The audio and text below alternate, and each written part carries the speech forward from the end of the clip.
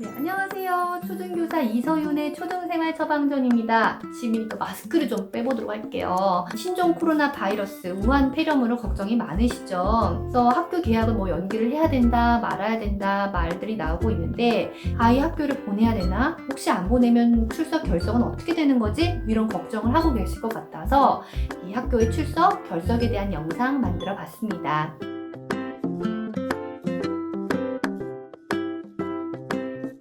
학교의 결석은요, 그게 세 가지가 있어요. 첫 번째는요, 질병 결석이에요. 두 번째는 기타 결석이고요. 세 번째는 무단 결석입니다. 출석이 인정되는 결석도 있어요. 첫 번째는요, 이 학교장이 그런 인정하는 대회에 학교 대표로 나가가지고 학교를 못 오는 경우, 그런 경우는 인정을 해주죠. 또 현장 체험학습 신청을 해가지고 학교를 안 오는 경우도 인정을 해주고요. 경조사, 가족의 경조사 같은 경우에. 네 번째는 천재지변이나 법정 전염병 같은 경우에는 인정을 해주고 있습니다.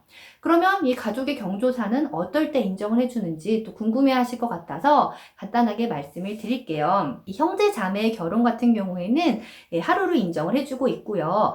부모와 조부모의 사망 같은 경우에는 5일을 인정을 해주고 있습니다. 부모의 조부모, 부모의 외조부모, 형제 자매와 그의 배우자의 사망 같은 경우에는 이틀을 인정을 해주고 있습니다. 부모의 형제 자매는요, 하루를 인정을 해주고 있어요.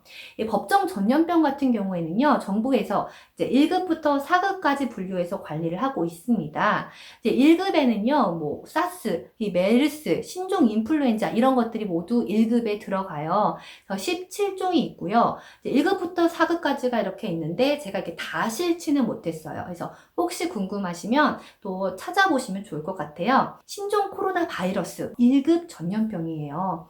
혹시라도 걸리게 되면은 출석이 인정되는 결석이라는 거죠. 이 법정 전염병 같은 경우에는 의사가 소견서를 써주는 그 날짜까지가 다 출석이 인정이 되는 겁니다. 그러면 이 출석이 인정되는 법정 전염병 이외의 질병은 출석이 인정되지는 않는다라는 거예요.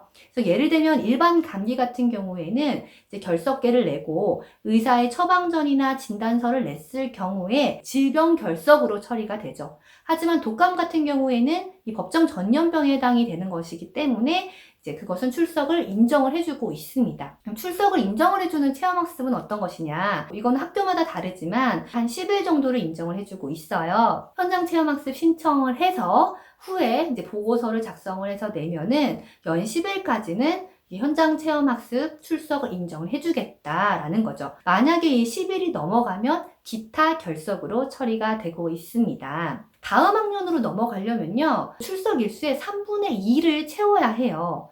개근상을 받으면 좋은데, 제가 교사라서 이런 말 하기가 좀 그렇지만, 꼭 개근상을 받아야 된다! 이렇게는 생각을 하고 있지는 않아요. 사실 학교 며칠 안 나간다고 해서 큰 일이 일어나지는 않거든요. 그래서 너무 걱정이 되신다. 아이의 현장 체험학습 날짜도 남아있다. 또 부모님 중에서 혹시 집에서 아이를 돌봐주실 수 있는 그런 상황이 되는 분이 계신다. 라고 하면, 현장 체험학습 신청을 하고 집에서 학습을 해도 된다라는 것입니다. 그래서 사유는 친인척 방문이나 가족 행사 같은 경우에도 가능하고요.